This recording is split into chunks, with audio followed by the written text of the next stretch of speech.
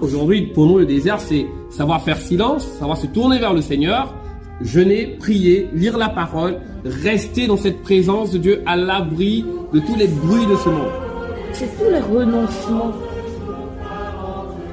à cause du royaume, à cause de Jésus. C'est le lieu où Dieu nous prépare à la mission. Il prépare notre vie, une rend semblable à lui pour pouvoir le servir. Renoncer à tous mes lieux de suffisance, renoncer, mais volontairement, ça a plus de poids en fait. Le désert n'est pas quelque chose de négatif, hein, donc n'ayez pas peur de jeûne, de silence, d'entrer en vous-même. Si tu as vraiment quelque chose d'important dans ta vie, prends le temps d'aller en désert. Rentre dans ta chambre secrète, ton cœur, dans cette intimité avec le Seigneur, pour en ressortir avec les lumières de l'Esprit, avec l'instruction du Seigneur. Et si je suis baptisé, que je rentre dans un désert, dans une adversité, dans quelque chose de compliqué, je veux te dire ce soir, c'est normal.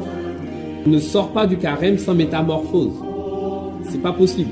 C'est-à-dire, c'était le même au début du carême et à la fin, pose-toi des questions. Donc, n'aie pas peur de prendre le temps de maturer les choses dans ton cœur, de les travailler dans ton cœur, devant le Seigneur, pour que lui-même te donne les directions, lui-même te donne les orientations.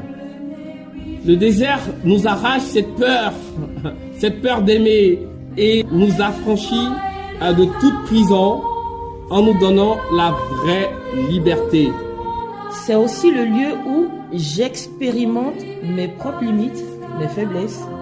Et du coup, Dieu peut être Dieu dans ma vie à nouveau. Je veux dire quelque chose ce soir, que le Seigneur t'invite vraiment à entrer en toi-même, aller au désert, parce que toute bonne décision demande un temps d'enfouissement, un temps de mort à soi.